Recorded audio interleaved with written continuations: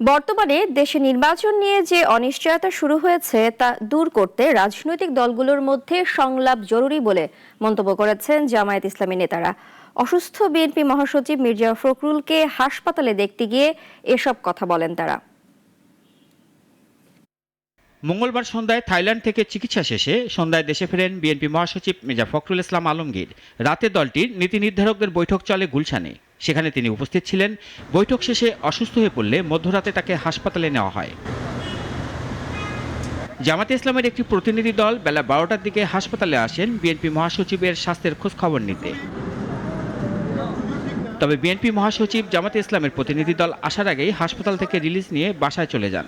অবশ্য জামাতের প্রতিনিধি দল আসছেন এ বিষয়ে মহাসচিব জানতেন না বলে জানা যায়। দেখা না হলেও পরে দলটির নেতারা কথা বলেন সাংবাদিকদের সাথে।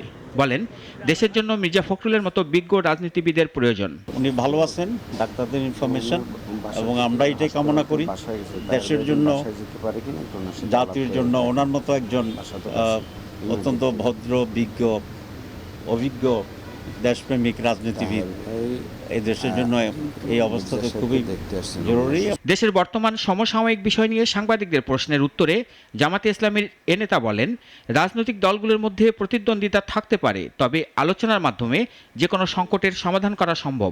বৃহৎ রাজনৈতিক দলগুলো মিলে আগামী নির্বাচনটা কিভাবে ফেয়ার হবে, সুষ্ঠু হবে, উৎসবমুখর হবে এবং সেক্ষেত্রে কী কী প্রতিবন্ধকতা হতে পারে এটা আলাপ আলোচনা করেই আমরা মনে করি যে একটা জায়গায় আমাদের পৌঁছা উচিত।